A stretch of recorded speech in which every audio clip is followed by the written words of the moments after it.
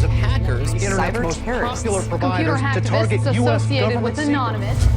In my opinion, hacker is a good word. A hacktivist is someone trying to use computers for the social good. There's a heuristic thought to hacking. There's a scientific curiosity. You know, a lot of people will screw around in corporate systems, and the government has cracked down on them significantly, and in some cases has taken the view that hackers are domestic terrorists. It occurred to me, like, you know, at some point the FBI is going to catch up with these folks, and at some point someone's going to need a lawyer. We are anonymous.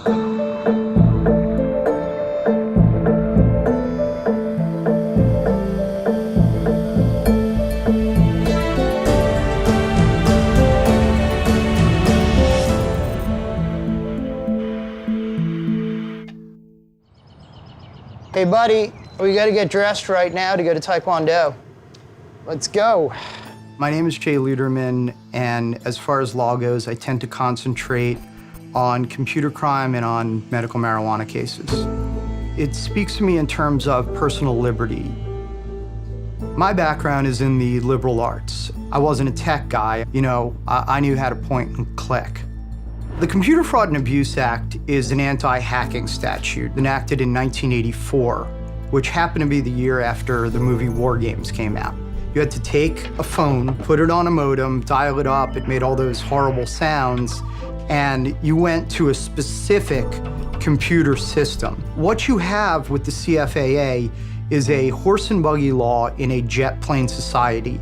It no longer fits, and it is the same law. It is so broad that almost all computer conduct could be prosecuted under the CFAA. For example, if you're at work and you're in a March Madness tournament and that's against your terms, you could hypothetically be prosecuted, and that is terrifying. I started out as a lawyer in the public defender's office here in Ventura. Over and above the cases I was assigned, I was always looking for, I guess you can call it cause work, something that was bigger than just one person, one case. Back in late 2010, there was a banking blockade against WikiLeaks. Assange had published a number of those state cables in the collateral murder video. PayPal, MasterCard, Visa have stopped consumers from making donations to WikiLeaks. There were a number of issues with activists that ultimately ended up in what's called a DDoS, a distributed denial of service. 14 so-called computer hacktivists overwhelmed PayPal's online services and temporarily knocked the company offline. It was a digital protest, and that was really interesting to me. I floated these tweets out there that, you know, any righteous hacktivists busted in my hood, I'll represent for free. And I had some emails in my inbox, and one of them was from a person claiming to be Commander X. Commander X. He says that Anonymous may very well be the most powerful organization on Earth. It was soon thereafter that I met him in person. This is the Anonymous flag, keep some solidarity with my clients. X decided I was the lawyer for Anonymous. All of a sudden, I was rolling in hacktivism cases, and now I hear I may have represented more hacktivists than anyone. You know, I have to take measures to protect myself and to protect my clients. It's mostly the FBI who is interested in me because of who I talk to. Okay, why do I have 3 phones? I have clients that have big problems. I have clients that I need to have discussions with that I need the government not to know about. So I got this phone. It's fully encrypted, just uncrackable as of right now. iPhones can be turned on remotely even when they're off. So if you take these and you put them in the Faraday bag, should be okay. I take the precautions I can.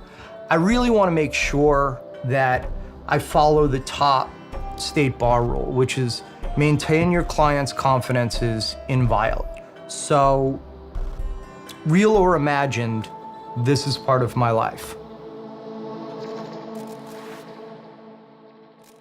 There are lots of definitions of what a hacker is. There are white hat hackers that do security work. There are black hat hackers, like the credit card thieves. And then there are gray hats that are political, that are trying to make statements. And those are the ones that I represent. I don't know how to code. I don't speak those languages. But what I do know is that code is a language. And that's the way I went into this. I went into this as a lawyer. Defense attorneys have never been popular, and I recognized that when I went in. Many people don't see us as valuable, and they don't see our clients sometimes as either worthy of a defense attorney. But defense attorneys are the last line for liberty. If our line cracks, there is nothing that stops the government from putting anyone in jail that they feel like it. So whatever you think about what we do as defense attorneys, we're not just protecting our clients, we're protecting your rights.